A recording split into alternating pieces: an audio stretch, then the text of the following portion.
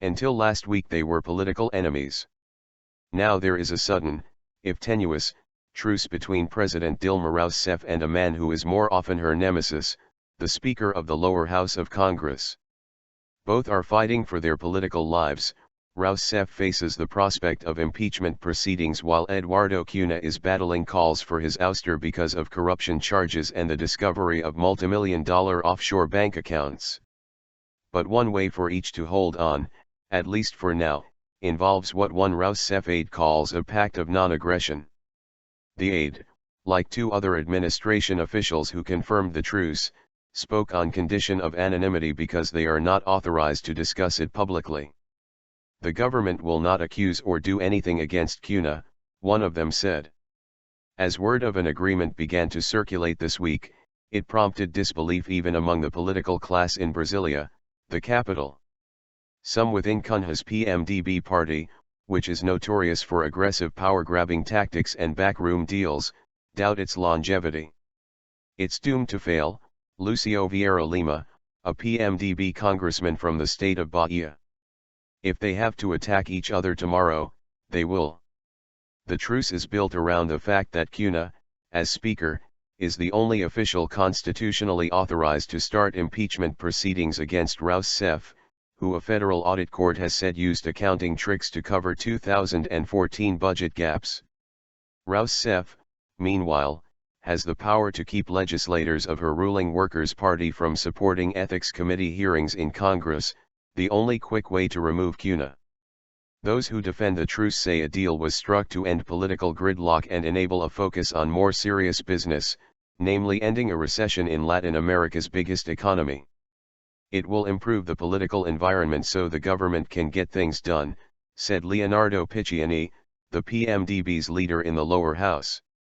Publicly, those close to Rousseff and Cunha sought to dispel any talk of horse trading. Rousseff's mentor, former President Luiz Inácio Lula da Silva, called reports that he was trying to protect Cunha's scandalous lies.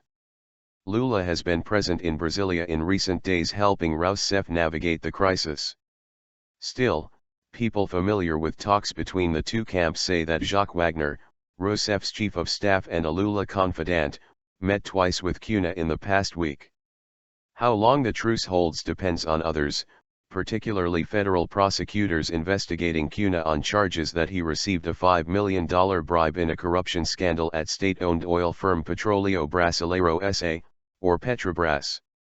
Last week, Swiss authorities gave Brazilian prosecutors records of accounts held by Cunha and his family in Switzerland, where they froze assets worth $2.4 million.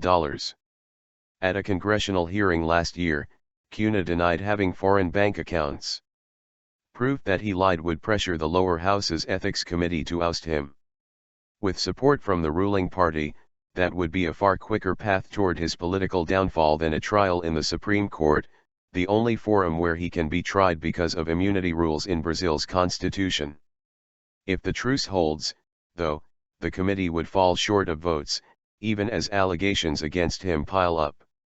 Leaks to Brazilian media over the past week detailed the Swiss accounts and a lifestyle so lavish that Cunha's wife, Claudia, allegedly paid $59,000 for tennis classes in Florida.